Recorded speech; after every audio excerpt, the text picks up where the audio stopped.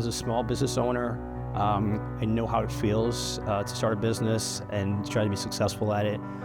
The ins and outs, the daily grind, and the sense of not feeling fulfilled in some cases. And so it galvanized me to want to help other businesses, like people in the chamber or in the community have helped me when I had questions or ideas or opportunities to present what I do to other people. And so really what galvanizes me a lot is the idea of like the golden rule, doing to others as you have to do unto you. And I look at it as I do to other people in business what I'd want them to do to me in regards to giving me information, knowledge, or assisting me. I'm not asking for them to guide my hand to walk me around, but at least give me direction and guidance and what I need to do. And so I'm taking that information, what I've learned from other people, and I try to point other people in that same direction, especially when they're in new business, especially when they're younger too. Being a small business owner, and I consider myself like I'm a guppy in a big pond of fish. What I do is not something what people would necessarily need or feel that they need. And so I had to figure out what is it and how can I present myself and help other people as well. And that's it. Things I learned in the Army. I'm not responsible for everybody I meet, but I have responsibility to everyone I meet. If I can give them some knowledge like I was given, it's reciprocal. You play it forward, and we become better business people because of that. We have to take care of each other, especially in a community, a mid-sized city like Savannah, where everyone knows everyone. And so it would be bad business to treat someone badly in business. From my own experience, my issue has been finding a brick and mortar home. I've had several locations due to different kinds of financial situations or the changing of ownership and being aerial business being asked to move. So that's the hard thing right now is trying to find locations for businesses. And I hear that from a lot of businesses, something that's affordable. There's locations here that people just hold on to with no intention of really renting unless you meet a certain criteria.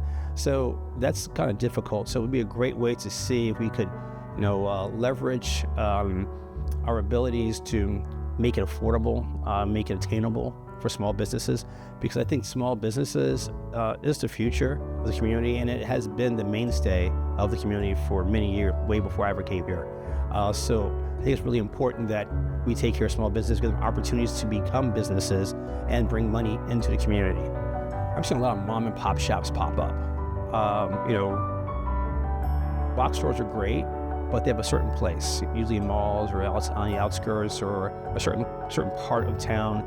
But I love seeing small mom and pop type shops, or like myself, just a pop shop, where people come and start a business, something it's obtainable. It's part of the American dream, to be able to work for yourself, to take care of yourself, and it totally is what we talk about, being self-sufficient. And with that, you do need some assistance, you need some help, and the chamber is a great asset for that, because you have a wide variety of individuals with different businesses, different knowledge, different experiences that they can bring to the table. And the key thing is you have to advocate for yourself. You have to be willing to ask people for assistance. You have to be willing to find those resources available and work with other people. And that's the thing, is working with other people to help foster your business. I once heard a saying that blowing out your candle will not make mine any brighter. So if we're working together, we can make one big bright candle.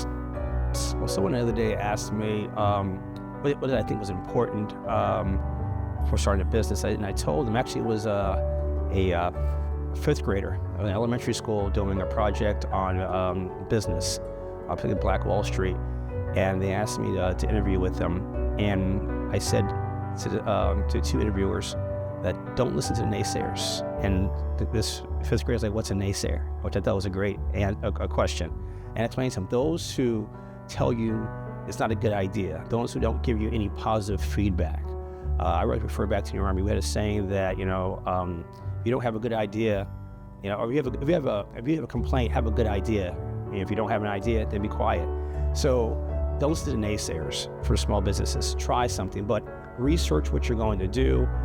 Be your own naysayer so you can answer all your questions in the affirmative at some point. And that's the only way I think you're going to be successful.